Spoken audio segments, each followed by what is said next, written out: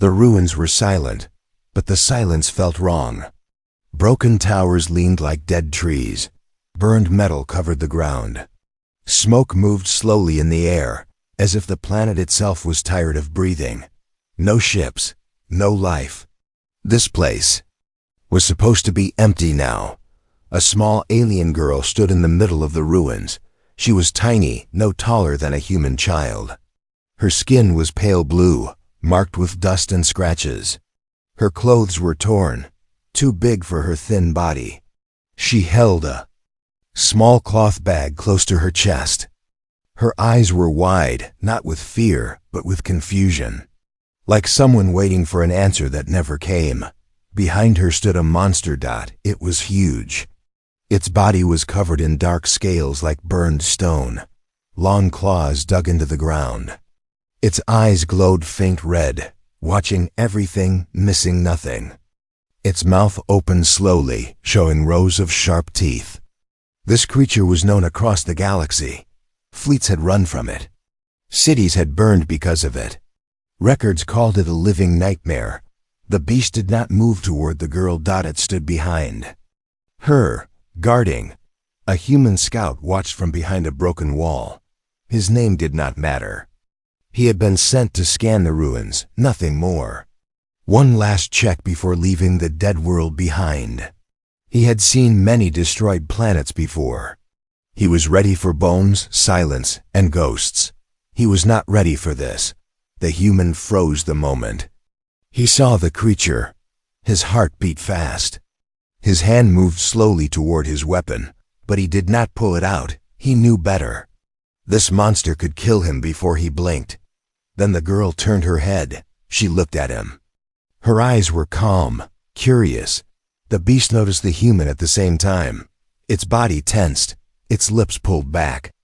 Teeth were fully visible now. One step forward would mean death. The human did not move.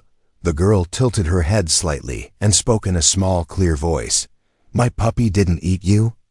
she said, very strange. The words hit the human harder than any weapon. Puppy?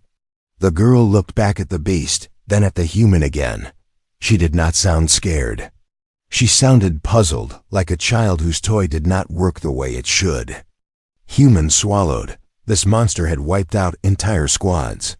He had read the reports. He had seen the videos. And this child just called it her puppy. The beast growled low, but it did not attack. It stayed exactly where it was, standing between the girl and the human. Its tail moved slightly, slow and controlled. The girl raised one small hand. "Stay," she said softly. The beast stopped growling. The human's eyes widened. He had seen machines fail. He had seen weapons fail. He had never seen this creature. Obey anything. The girl took a few careful steps forward. The human wanted to shout at her to stop, to run, to get away from him, from everything. But no sound came out of his mouth. She stopped a few steps away. "You are loud inside," the girl said, tapping her head. "Your thoughts hurt." The human stared at her. "You can hear thoughts?" He asked quietly. She nodded. "Only strong ones." "Yours are very strong." "Very scared." He did not deny it. The beast leaned down slightly, its massive head close to the girl. She placed her hand on its rough skin without fear. The monster closed its mouth and pulled its teeth back. Its red eyes softened, just a little. The human felt cold all over. This creature was not hunting her, it was protecting her. "Where are the others?" the human asked. The girl looked around the ruins. Her eyes searched broken streets and empty skies. "They left," she said. "They said I was slow, broken, not worth saving." Her voice did not shake. That made it worse. The human clenched his fists. "And the beast?" he asked. "Why didn't it eat you?" The girl looked up at the monster. "I was crying," she said simply. "So it stayed." The ground trembled slightly. Far away, something moved. A deep sound rolled across the ruins. Not wind, not thunder. Scanners on the human's wrist flashed. Red, Incoming signals. Enemy ships. The beast lifted its head and bared its teeth again, this time toward the sky. The girl held her bag tighter. The human realized something in that moment. This was not a dead world anymore. This was the beginning of something the galaxy was not ready for. The warning lights on the human's wrist device blinked faster. Red symbols filled the small screen. Multiple ships. Heavy armor, not scavengers. Not explorers. Hunters. The human looked up at the sky. Dark shapes moved behind the smoke clouds, slow and confident. Whoever was coming believed this planet was empty. They believed nothing here could fight back. They were wrong. The beast felt it first. Its body shifted. Muscles tightened under its dark scales. Its claws dug deeper into the broken ground. A low sound came from its chest, not loud, but deep. Like the planet itself was speaking. The girl noticed the change. "They are coming," she said quietly. The human looked down at her in surprise. "You can feel them too?" She nodded. "They want to take me. Or kill me, or use him." She glanced back at the beast. The human felt anger rise in his chest. The galaxy always did this. It took what was useful. It destroyed what it did not. Understand. He slowly stepped out from behind the wall. The beast's head snapped toward him. Teeth flashed again. "Easy," the human said, keeping his voice calm. "I'm not here to hurt her." The girl raised her hand again. "He's loud, but not bad," she said. The beast paused. Its teeth slowly disappeared as its mouth closed. The human exhaled. He did not realize he had been holding his breath. He knelt down to be closer to the girl's height. "My name doesn't matter," he said, "but I won't leave you here." The girl studied his face. Everyone else did. The words hit him harder than before. "I won't," he repeated. The ground shook again, louder this time. Metal screamed in the sky as the first enemy ship broke through the clouds and hovered above the ruins. Lights scanned the streets like searching eyes. The girl took a small step back, closer to the beast. It moved with her, never leaving her side. The human activated a small beacon on his wrist. A silent signal shot into space, a message sent to no one he knew would answer. "Back up?" The girl asked. "Maybe," he said. "Humans are stubborn. Sometimes that helps." The ship above them lowered slightly. A harsh voice echoed across the ruins through loudspeakers. "Life signs detected. Identify yourselves." The human did not answer. The beast lifted its head and roared. The sound was not wild. It was controlled, powerful. It rolled across the ruins and slammed into the enemy ship like a warning. The ship pulled back a little. The girl frowned. "He is upset."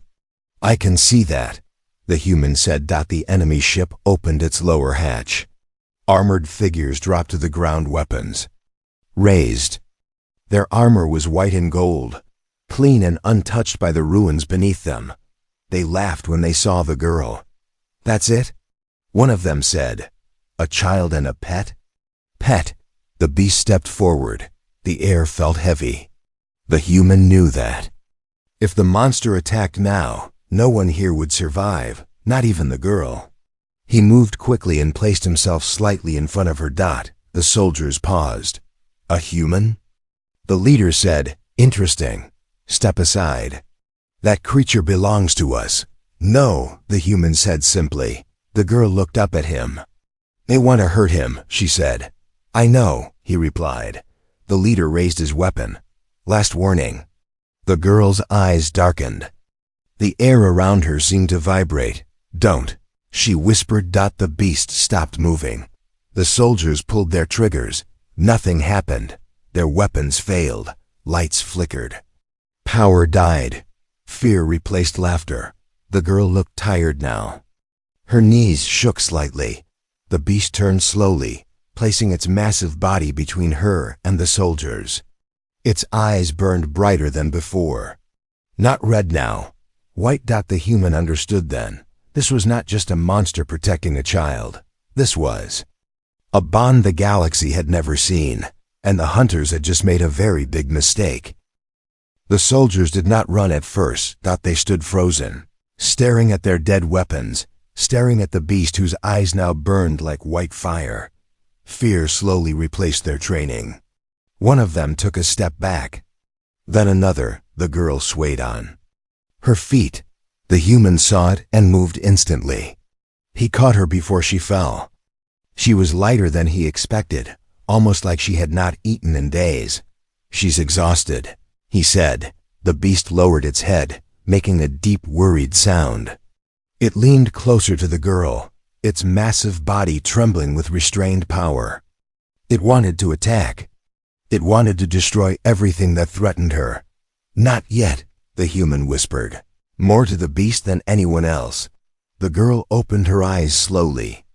"I used too much," she said. "Used what?" The human asked. She looked at him. The thing may fear. Before he could ask more, the enemy commander raised his voice. "What is that child?" he demanded. "She shut down our weapons." The human stood up, placing himself between the girl and the soldiers. "She's a child," he said. "That's all you need to know." The commander laughed nervously. "No child does this. She's dangerous." The word echoed in the ruins. Dangerous. The girl heard it. Her small fingers gripped the human's sleeve. "They always say that," she whispered. The human looked down at her. "Who?" "My people," she said. "They said my mind was broken, too loud, too wrong." Her voice stayed calm, but her eyes looked far away. "They said I brought bad luck." The human clenched his jaw. "They left you," he said softly. She nodded. "When the sky burned, they ran. They locked the doors. They said I would slow them down." The beast let out a low, angry growl. The ground cracked under its claws. "They thought the monster would eat me," the girl continued. "They were not sad." The human felt something twist inside his chest. "What happened then?" he asked. "I cried," she said. "Very loud. Inside my head." She looked up at the beast. He came. The soldiers exchanged uneasy looks. The commander took another step back. "Enough," he said. "Fall back. This mission is compromised." The soldiers did not argue. They began retreating toward their ship, eyes never leaving the beast. "You can't just leave," the human said. The commander paused. "We will return," he replied. "The galaxy will not ignore a weapon like that child." The ship lifted into the sky and disappeared into the clouds. Silence returned. The girl sagged again. The human picked her up without thinking. She did not resist. She rested her head against his chest, listening to his heartbeat. "It's loud too," she murmured. "But nice." The beast followed closely as the human moved into a half-broken building for shelter. It lay down near the entrance, blocking it completely. The human checked the girl's condition. She was dehydrated, malnourished, alone for too long. "You shouldn't be here by yourself," he said. "I wasn't," she replied. He stayed. The human looked at the beast. "Why didn't you attack everything?" he asked quietly. The beast did not answer with words, but it lowered its head and rested it near the girl. Protective, loyal. The human activated his wrist device again.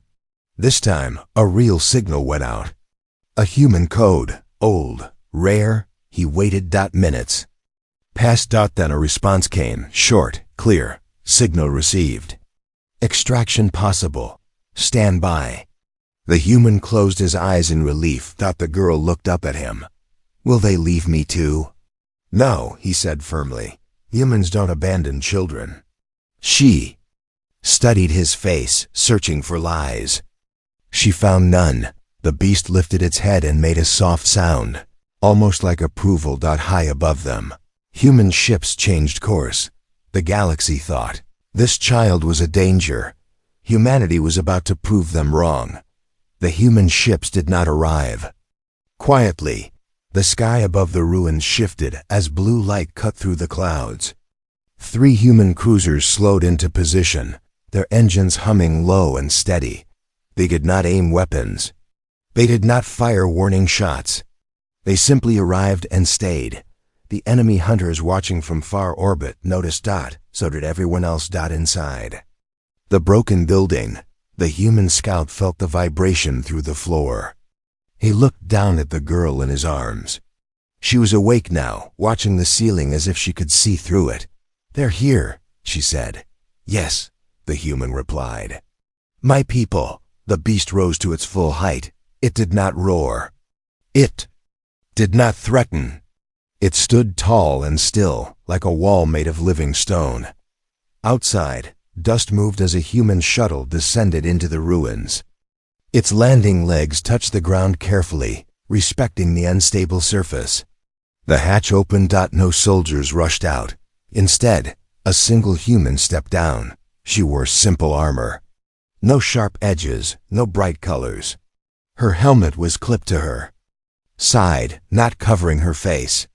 She raised her empty hands to show peace. "I'm Commander Holly," she said, her voice carried softly by speakers. "We detected a child in danger." The human scout stepped forward, still holding the girl. "She's here," he said. "And she's not alone." Commander Hale's eyes moved to the beast. For just a moment, she froze. Everyone knew this creature. Every human database had warnings written in red. Entire screens filled with words like "Do not engage" and "Planet level" threat, but the beast did not move. The girl shifted in the scout's arms and waved slightly. "He won't bite," she said. "Unless you hurt someone." Commander Holly slowly lowered herself to one knee. "Hello," she said to the girl. "You look very brave." The girl tilted her head. "I am tired," she said. "But he keeps me safe." The commander nodded. "I can see that." Behind her, more human figures appeared, but they stayed back, no weapons raised. No fear shone. High above, enemy signals returned. New ships arrived in orbit. Bigger, heavier, more dangerous. The scout's wrist device buzzed. "They're back," he said, "with friends." Commander Holly stood. "They always come back," she said calmly. A loud transmission echoed across the ruins. "This world is under galactic claim," the enemy commander announced. "Hand over the child and the beast. Humanity has no authority here." "Commander." Holly did not look up at the sky. She looked at the girl. "Do you want to go with them?" she asked gently. The girl tightened her grip on the scout's jacket. "No," she said. "They are loud in a bad way." The commander smiled faintly. She tapped her communicator. "This is Commander Holly of the human fleet," she said. "The child has requested asylum." Silence followed. Then laughter. "Asylum?" the enemy commander mocked. "For a weapon?" The girl flinched at the word. The beast growled. The ground shook again, stronger this time. Commander Hale's voice. "Harden. She is not a weapon. She is a child." "You cannot protect her," the enemy replied. "That thing behind her will destroy you." Commander Holly finally looked up. "We know," she said. The enemy ships powered their weapons. Human ships did not. Instead, dozens of small defense drones launched, forming a glowing shield around the ruins, not to attack, to protect. The enemy fired. Their shots hit the shield and vanished. The girl watched in silence. "They're trying to hurt us," she said. "No," the scout corrected softly. "They're trying to scare us." The beast stepped forward, just one step. Its eyes glowed brighter. Every enemy weapon system flickered. Warnings screamed across their ships. They shut down. The sky went quiet. The enemy commander's voice returned, shaken now. What is she?" The girl leaned close to the scout and whispered, "I just asked him to help." Commander Holly smiled slowly. "Message received," she said. The enemy ships retreated. For the first time in a long while, the ruins felt peaceful. The girl rested her head against the scout's chest. "Am I safe now?" she asked. He looked. At the human fleet above, at the commander standing firm, at the beast watching over them. Yes, he said, you are. And somewhere deep in space, the galaxy began to understand that it had crossed a line it could never uncross. The enemy ships vanished into the dark of space, but no one relaxed. Commander Hale kept the human fleet in position. Shields stayed active. Sensors scanned every direction. Experience had taught her one thing: the galaxy never walked away quietly. Ruins were still, broken only by the soft wind moving through twisted metal. The girl sat on a piece of fallen stone, swinging her legs slowly. The human scout stood nearby. The beast lay behind her, curled but alert, its eyes half open, watching everything. Human medics approached carefully. They moved slowly, hands visible, voices low. One of them knelt a few steps away and placed a small food packet on the ground. Then backed away. The girl stared at it. Is it a trap? She asked. No, the scout said. Humans don't trap children. She looked at him for a long moment, then reached out and took the packet. She sniffed it, then tasted a small bite. Her eyes widened. Warm, she said, and sweet. The beast lifted its head, watching her closely. It's okay, she told it. They are good loud. The medics exchanged surprised looks. As the girl ate, Commander Hale spoke quietly with the scout. She shut down an entire strike group without touching the console, Hale said. That kind of power changes everything. She didn't mean to, the scout replied. She was just scared, Hale nodded. That's what worries the galaxy. A message arrived from human high command, encrypted, urgent. Hale listened.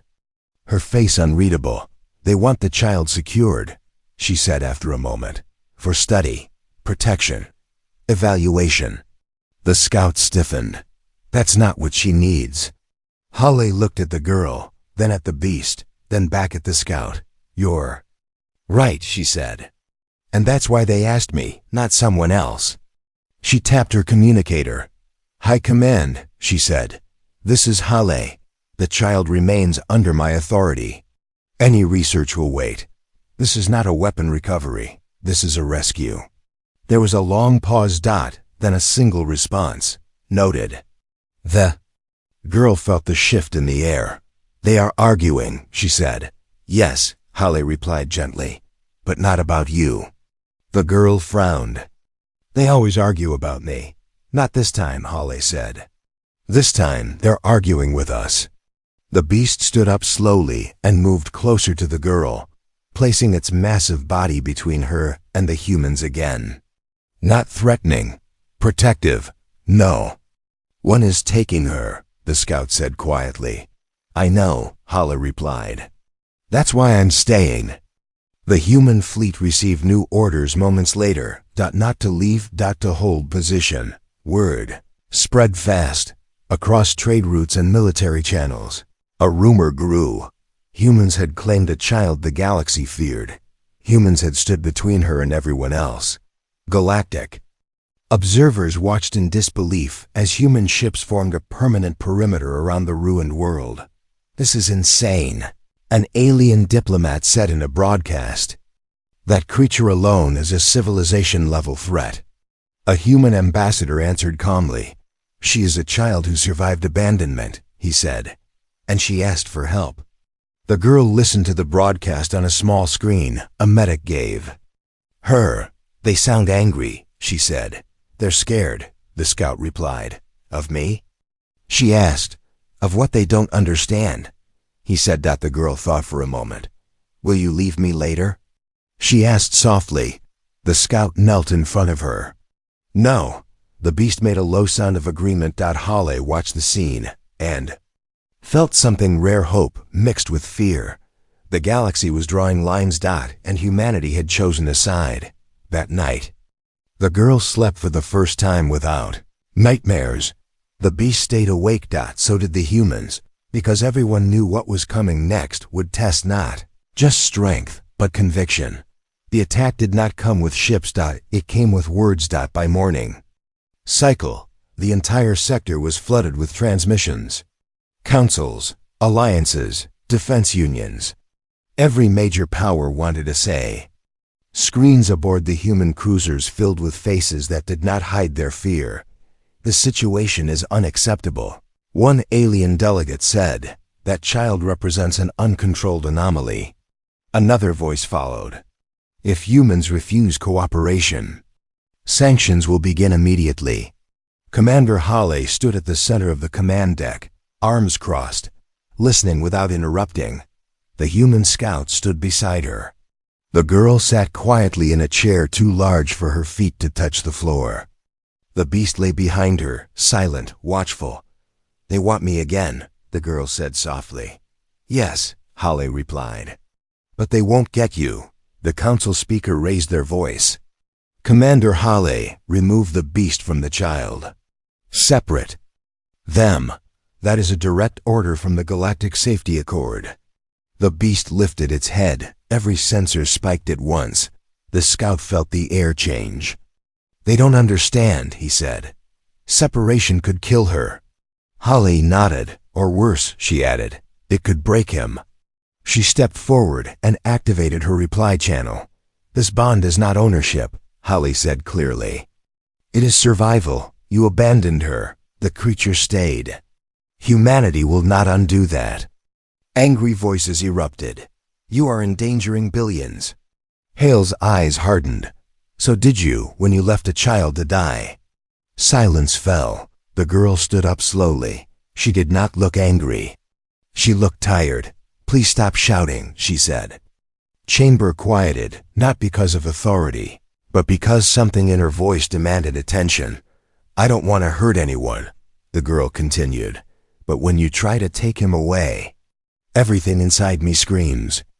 Lights flickered across multiple ships. The beast growled, low and warning. Hale placed a hand gently on the girl's shoulder. "It's okay," she said. "You don't need to explain yourself." But the girl looked up at the screens anyway. "They say I am dangerous," she said, "so I learned to be quiet. But quiet hurts too." A sudden alert blared. Multiple hyperspace signatures at unregistered fast. "They're not council ships," the scout said. "They're mercenaries." The council erupted into panic. "You see?" One delegate shouted. "This is exactly," Hale cut them off. "You invited this chaos," she said. "Stand down." The mercenary fleet dropped out of hyperspace. With weapons already charged, no speeches, no warnings. The beast rose to its full height. The girl closed her eyes. "No," she whispered. "Not like this." The human scout felt pressure build in his head, like a storm pushing against his thoughts. "Commander," he said, strained. "She's holding something back." "I know," Hale replied. "Child," she said gently, "you don't have to protect everyone alone." The girl opened her eyes. They were bright now, glowing softly. "I'm not alone," she said. She reached out and touched the beast. Human ships powered shields to maximum, not to attack, to endure. The mercenaries fired. Every shot froze mid-space. Not block. Stop. Time itself seemed to hesitate. The girl's voice echoed, calm and steady. "Go away," she said. The mercenary fleet shut down. Power drained. Engines died. Ships drifted helplessly. Across the sector. Sensors went dark. The girl collapsed. The scout caught her as she fell. The beast roared, not in rage, but in fear. Hale knelt beside them. "Medic, now." As the girl breathed shallowly, the beast pressed close, radiating heat and presence. Slowly, the lights in space returned. The mercenary ships remained dead. The council said nothing. At last, one delegate spoke, voice shaking. "She could have destroyed them." "Yes," Hale replied quietly, "but she didn't." The scout held the girl's small hand as she slept. That was when the galaxy finally understood. Humanity was not protecting a weapon. Humanity was protecting restraint. And that scared them more than any monster ever could.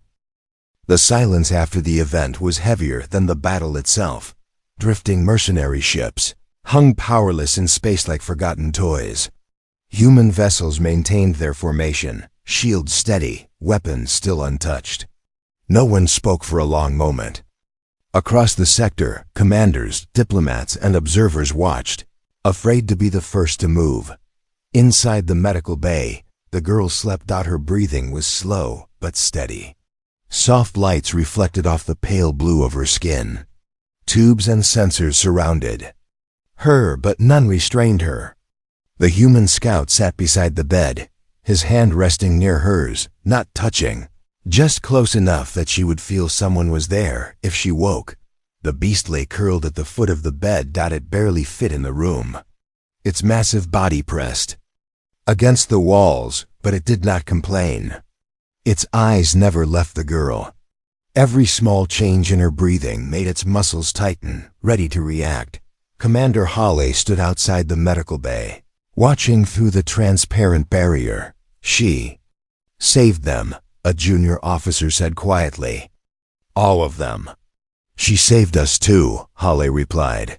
The council channels reactivated slowly. Faces returned, no longer shouting, no longer demanding. Now they watched, cautious and unsure. A senior delegate finally spoke. What will humanity do now? Hawley did not answer immediately. She turned and entered the medical bay. The scout looked up at her. She wake soon, he said. Hawley nodded and stepped closer to the girl. When she does, she said softly, she should hear this from us first. As if she sensed it, the girl's eyes fluttered open. The beast leaned forward instantly, releasing a soft rumbling sound. The girl smiled weakly. I'm still here, she said. Yes, Hawley replied.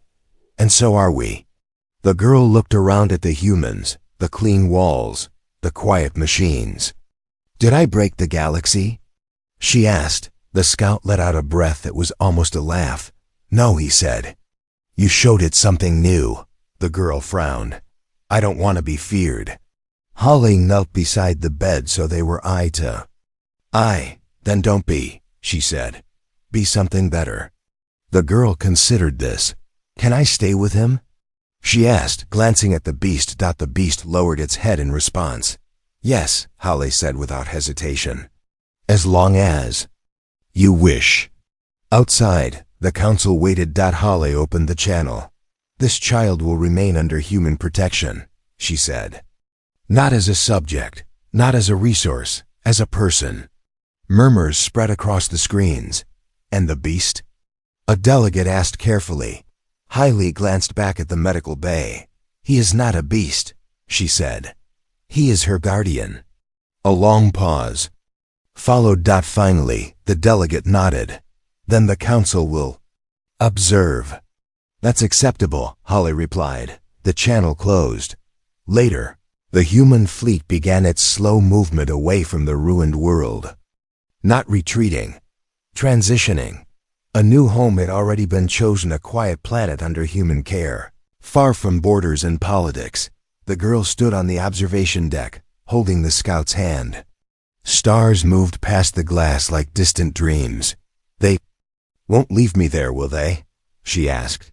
No, he said. Never again. The beast stood behind them, calm now, no longer baring its teeth at the universe. News spread fast. Across the galaxy, stories changed. Not about a monster, not about a weapon, but about a child the galaxy rejected and the species that chose to protect her instead. Some feared humanity more after that day. Others felt hope. And somewhere in the quiet space between stars, a small alien girl smiled, knowing for the first time in her life that she was not alone, and that sometimes the strongest force in the universe was simply someone choosing to stay.